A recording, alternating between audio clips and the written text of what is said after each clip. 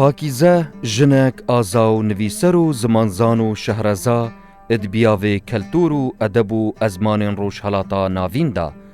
کچا نویسر و سیاست مدار و کردپرور رفیق حلمیه. پاکیزه لهشتی چوار لساله 1924 لباجر سلیمانیه دایک بویه. دایک بوناوه لأوی روژه بو او دما سلیمانی هاتیه چول کرن بسدما بردومان کرنه لأشکفتا قازی لسرداش هاتیه سر دنیای.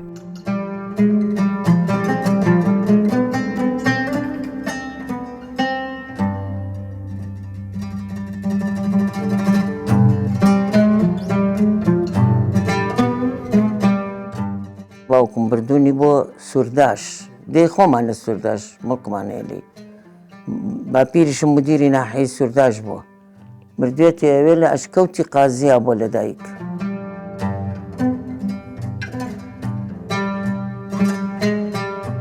کاتی لدایک بوونی پاکیزە بۆ پێی کە باوکی ڕەفیق حلمی کەسێکی تێکۆشەر بوو و نزیکەکانی شێخ مەحموود بوو، بەڵکو سکرتێری ڕۆژنامەوانی و کاروباری فەرەنگیە شێخ مەحموود بوو. ناچار لە کاتی پەلاماری سوپای عێراقی و هێزی ئاسمانی دەوڵەتی بریتانیا بۆ سەر سلێمانی ناچار بوون پاشەکشە بکەن لە سلێمانی و بەرەو ئەشکەوتی جاسەنە و سورداش بڕۆن و لەوێ خێزانی ڕەفیق حلمی لەگەڵ هەزاران خێزانی تری کووردە ئاوارەی ئەو شوێنە بوون و پاکیزە لەو هەلومەرجە لەدایک بوو. لباجر سلیمانیه دست بخوندنا سرطایی کریه به ازمان کردی خاندیه لسال 1931 حتی سال 1937 خوندنا خواه بدو ماهیک اینا. پاکیزەی خوشکم لە ماڵەوە پێشەڵین باجیلە ئەوەش بزانن هەموو پێڵین باجیلە هەموو خزمان چونکە بچووکی یعنی وەکو باجیەکی بچووک عەرەب بە خوشکێڵێ باجی لە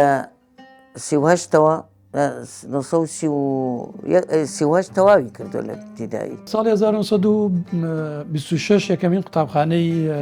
کچان لە سلێمانی کرایەوە و ئەو کاتە کچی مستەفا پاشا یاموڵکی زەهرا یاموڵکی مدیری قوتابخانەکە بوو. دواتر لە ساڵی 1930 تر کە تەمەنی خوێندنی پاکیزە دەستی پێکرد ئەچێتەوە قوتابخانە و لە بیرۆوەریەکانی باسیەکە کە مامۆستاکەی زەهرا یاموڵکی بووە و لە قوتابخانەی زەهرا کە هەر بە ناوی زەهرا یاموڵکیوە ناوندراوە خوێندوویەتی. خوێندن ئەو کاتێ شێشتان بە زمانی کوردی بووە. قۆناغی سەرەتایی لە سلێمانی تاو کرد، هەرچەنە باوکی بەردەوام ئاوارە بووە لە شارەکانی تری عێراق بۆ بەسرە نایراوە بۆ مووسڵ نایراوە.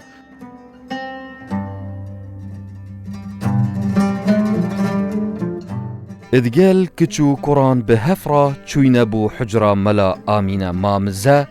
داکو فیری قرآنا پیروز ببن بو دم کرد دومی نو خوندنا آینی بجد هیله.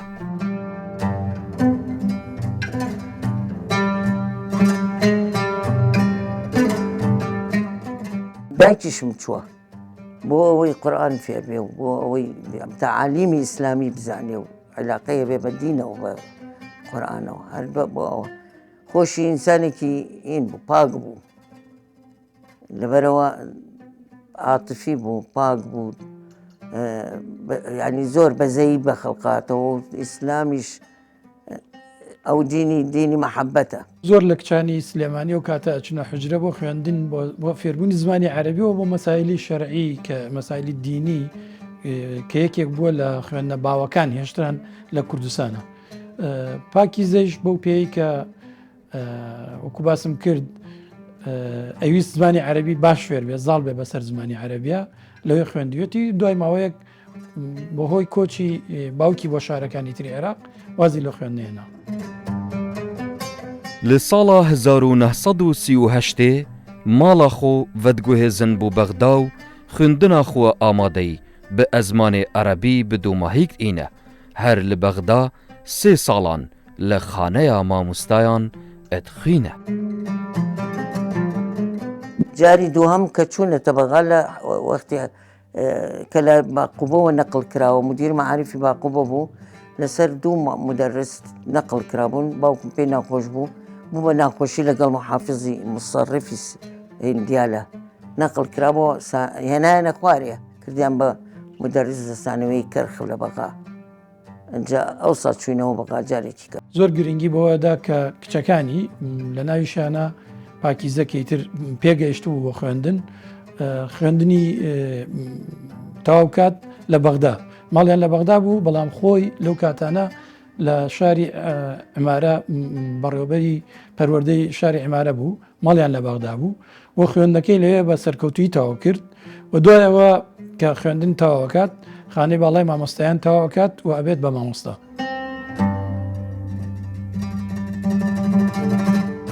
دیڤدا ئەتهێ دامەزراندن وەک ڕێڤەبەرە قوتابخانە کچان لە سلێمانیە بناوێ سەدیقە ئەدبیتە مامۆستایەک چەلەنگ و ژێهاتی و تژی زانین و زانست پەروەردەیەک ساخلەم پێشکێشی قوتابیên خوات کرد.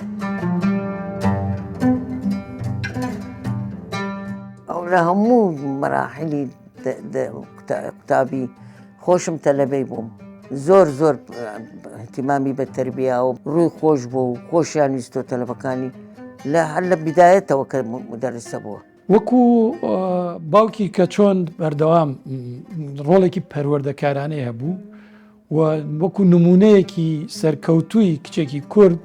بەردەوام لە سلێمانیە دەنگدانەوەیە بوو و باوکیشی لە ناو خەڵکی سلێمانیە حرمەت و هێنێکی تایبەتیە بوو بوونی ئەو لەو قوتابخانەی وای کردبووە کە خەڵکێکی زۆر لە سلێمانی کچەکانیان بنێرن بۆ قوتابخانە.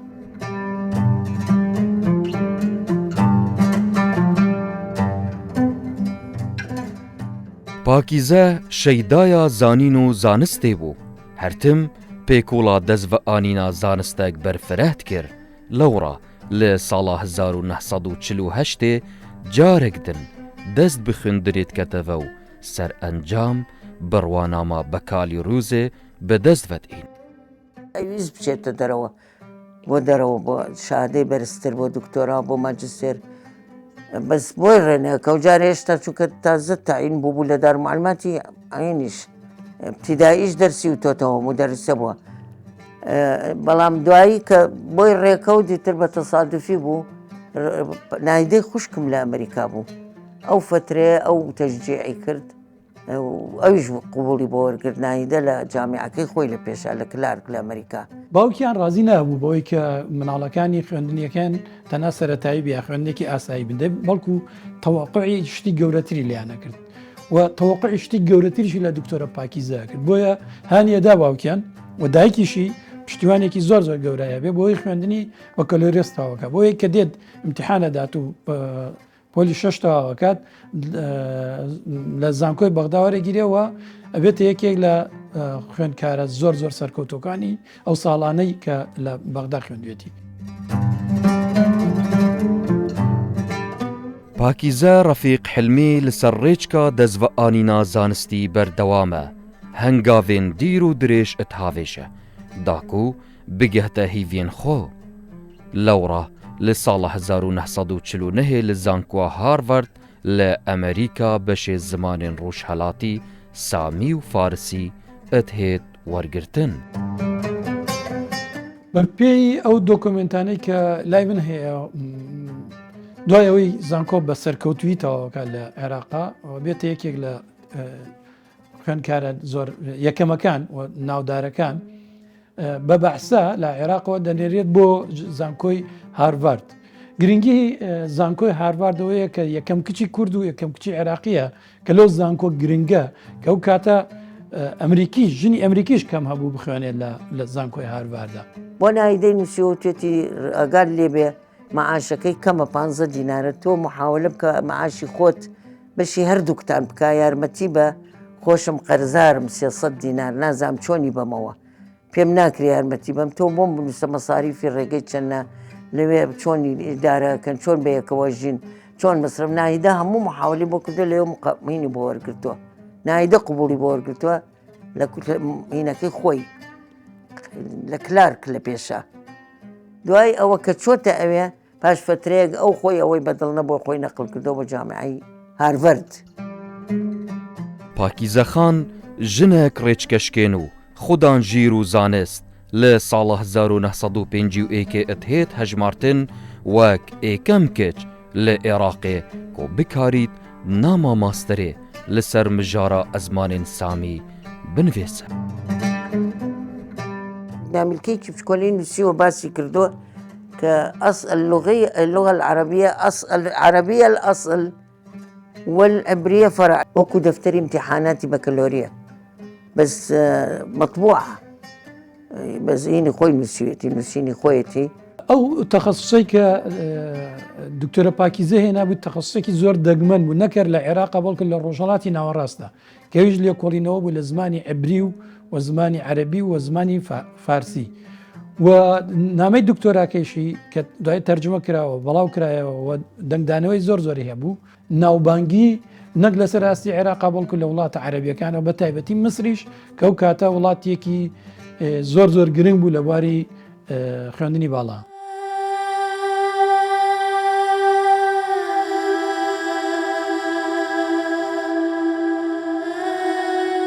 ئەو دەما بڕوانەما ماستەرێ بدەزڤەت ئینە ئەت هەمان ساڵدا ڤەدگەڕێت بۆ عێراقێ لە کۆلیژە ئاداب وەک شەهرەزایە ئەزمان و دیروکا کەڤنا ڕۆژهەڵاتی ئەتهێت دامەزراندن. هەر کە دێتەوە یەکسەر دامەزرێت لە زانکۆی باغدا و گرنگی تایبەتی پێدرێت لەلایەن دەوڵەتەوە چونکە ئەم تەنها ئەوە نەبوو کە شاهدەیەک بێنێتەوە بەڵکو شارەزایەکی یەکجار زۆریشی پەیدا کرد بوو بووە مەرجەعێک بۆ ئەم زمانە سامیەکان و نووسینەکانی بابەتەکانی بووە مەرجەعێکی زۆر زۆر گرنگ بۆ ئەکادیمیسە عەرەبیەکان چی لە عێراق و لە چی وڵاتانی عەرەبیە. داوای فەرعی کوردی کردەوە و مامۆستای بۆ هێنا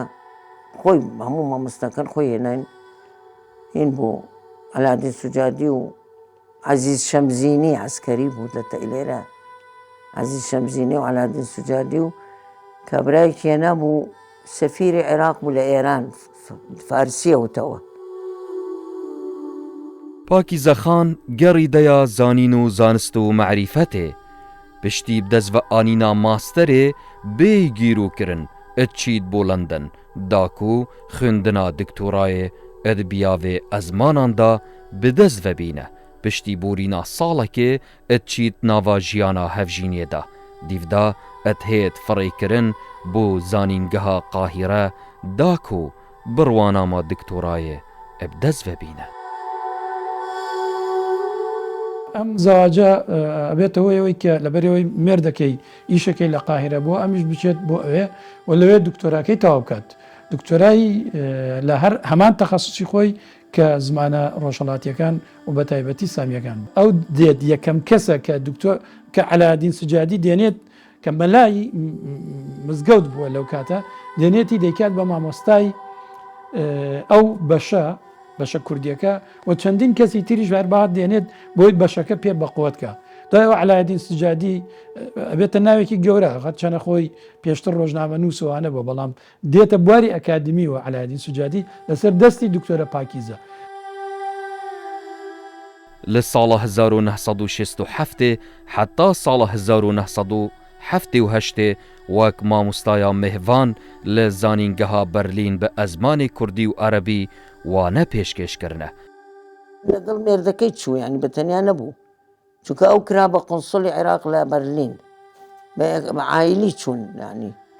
لەوێ دەرسی وتبووە. تەخەسوسی لە بواری زمانی عەرەبی و زمانی عەبری و زمانی فارسی و زمانە کۆنەکانی ڕۆژهەڵاتی ناوەڕاستە بووە. ئەمە وتارەکانی لێکۆڵینەوەکانی کە لە گۆڤارە زانستیەکان بەڵاوی یەکردەوە وای کردبوو کە ئەم ناوبانگی پەیداکە و بەشی هەرە زۆری زانکۆکانی دنیا داوەتیان نەکرد بۆی وەکو مامۆستای میوان لەوێ دەرس بڵێتەوە بە تایبەتی لە ئەڵمانیا و لە ئوردونیش بە هەماشەوە هەم ئەو لە بواری تەخەسوسەکەی خۆیان دەرسیەوتەوە. نەک تنێت بیاوێ ئەکادمیدا ژنێک ڕێچکەشکێن بووە بەلکو ئەدبیاوێ ڕۆشنبیری و ڕۆشنگەریژیدا ژنێک پێشچاو و ڕێچکەشکێن بووە لە ساڵە 1970 وەک ئافرەتەکە ئێکانەیە کورد ئەدبیتە ئەندام ئەت ناوا کۆڕا زانیاریە کوردیدا. زۆر ڕۆشن بیر بوو زۆر من بەڕاستی زۆریش ئەمەی فێرە کرد و زۆریش دەرسی پێوتین و معهێنێکردون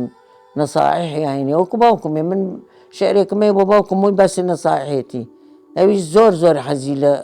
سەقافە دەکرد یانی ڕاستیەکەی ینی زۆر هەمووی بۆ فێریە کردین محاولەیە کرد هەرچی غەڵەتمان کردایەت تعلیماتی هەینێ وا بکەن و وا مەکەن و وا بکەن و سەقافەت و خوێندن و شت و شتێک وایە پیشانیان بیخوێنینەوە بە حکمی زاڵبوونی بەسەر زمان و چەندین زمانی زیندوو ئینگلیسی فارسی عەرەبی و چەندین زمانی عێبری چەندین زمانی تری زانیوە هەموو ئەمانە وای کردووە بیرکردنەوە و ئاسۆی بیرکردنەوەی دکتۆرە پاکیزە زۆر بەرفراوانتر بێت لە سنووری کوردستان یا سنووری عێراق و لێکۆڵینەوەکانیشی کە وەڵاویە کردووە لە گرنگترین ڕۆژنامە و گرنگترین گۆڤار و دەوریە ئاکادمیەکان وای کردبوو کە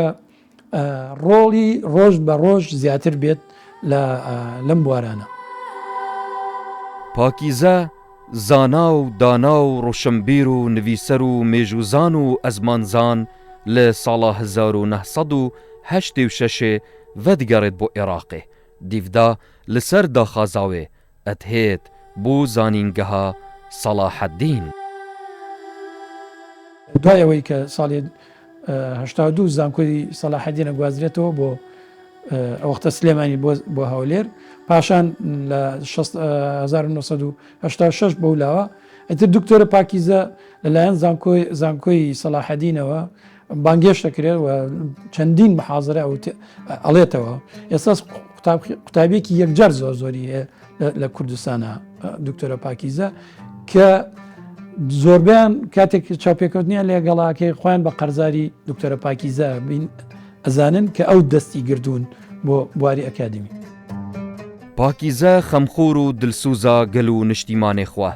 بسەدەهان گوتار ئەدگۆڤار و بەڵاڤۆک و ڕۆژنامێن جودادا لەسەر ئەزمانێ کوردی مێژووە کەڤنا کوردی پارڤەکردنە لە خێزانێکی کوردپەروەر نەک کوردپەروەرێکی ئاسایی بەڵکو کوردپەروەرێک کە لە پێناوی کوردایەتی و کوردبوونە مامۆستا ڕافیق حیلمی ئیتر سەرۆکی گەورەترین حیزبی کوردی و لە قۆناغە گرنگەکانە زۆر ڕۆڵی گەورەی گێڕاوە ئەمە ئەوانەوە کاتە کە کاریگەری بنەماڵەکەی و کاریگەری باوکی لەسەر زۆرەیە بۆیە لە هەموو هەلێکە کە بۆی ڕەخسا بێت باسی کورد و مێژووی کورد و زمانی کوردی و گەورەی زمانی کوردی کردووە لە وتارەکانیان یادا شتێکی باوکم هەبوون نەنووس یان تەبع نەکرابوو لای برام بوو شەوقی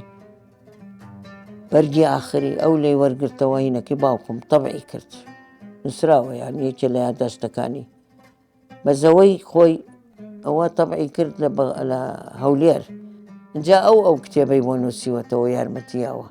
باوکی کەسێکە کە گرنگی بە کللتور زۆر داوە و خۆشی لەناو ئەو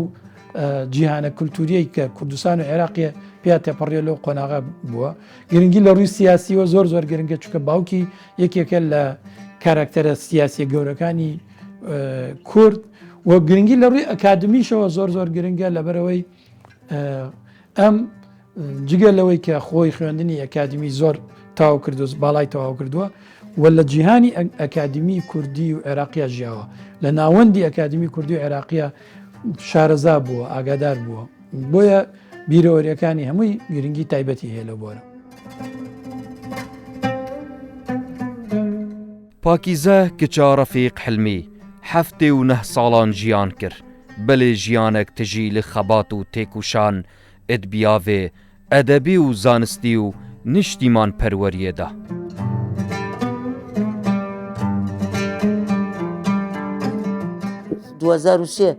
قەسفە کرا و بەزم بوو فەرتە نەبوو وەزع باش نەبوو لە باوەشما بوو هەر ئاوە قۆڵیەتەکان هەرم گویا الله یا الله یا الله هەروایە کرد یعنی سیر بوو لە حاڵەتێکی وەکو هین هەروایە کرد تا تقریبی 2-3 ساعت شۆر باشم بۆ کردن بەدەمیەوە دیسە بە 1000 حاڵ هەر خۆی کە هینە کرد لە ناو باوەشما سێرم کرد آخر شت کەوتی ئای یەک سەرینەکەی پڕ کرد لە خوێن. بەو پێی کە ژیاننامەی باوکی بنووسیوەتەوە و بەشی زۆری ئاگاداری خێزانەکانم و بەشی زۆری ئەرشیفی بنەماڵەکەیشان لای منە ئاگادارم بەداخەوە کۆمەلگای ئێمە هەتاکو کۆچی دوایی دکتۆرە پاکیزە ئەو ڕێز و حرمەت و قدرەتەی کە پێویست بوو لێ بگیرێت نەگیرە بۆیە بە حەسرەتەوە کۆچی دوایی کرد و لە هەلومەرجێکە کۆچی دوایی کرد کە پێویستمان زۆر بە توانە و شارەزایەکانی ئەو هەبوو. هەموو ناوسکی تووشی نەزیف بوو منیش بە تەنیا بۆ مەر کچەکەی خەبەریشمان نردبوو بۆ هەولێر بۆ خوشکەکەی کەم وەڵا سەعا 5 گەیشت بەغا وتم باش نییە ئەوسان نەمردبوو دکتۆرەکەش کە هات چەند محاولەی لەگەڵ کردی تازە فایدەی نییە تووشی هینە عەضەلەت القەلب هینی وەستاوە بەڵام ئەو هەموو خوێنەی هێنایەوە لە ناو کۆشمە سەرینەکە و جلەکانم هەمووی بوو بە خوێنە تا سەعا 5 لام نەبرد خوشکەکەی کەم هات لە هەولێرەوە لەگەڵ مێردەکەی و ئیترەوە بوو بردیان بۆ مزگەوت بووە لەوێ مێردەکەی هات بۆ سەر جەنازەکەی فاتحەی لەسەر خوێن. ئەف ژنە چالاکا کورد لە بەرواری 12 لە ساڵا 2003 خاترا خوا لە دنیایەت خازە و گەنجینەیەک پڕ قەشەنگ و بەها لە پشتخوا بجێت هێلە. زۆر شتی تری مابوو دەکرا لە ڕێگەی چاوپێکەوتن و لە ڕێگەی ناوەندە ئەکادمیەکان دەرسی بوو تا ئەو شتانێتیشمان لێ وەرگردە ینی پاکیزە لە ژیانیا شتی زۆر بۆمان جێهێشت بەڵام شتی زۆریشی لەگەڵ خۆیان برد بەداخەوە نەمانتوانی کەڵکی لێ وەرگری.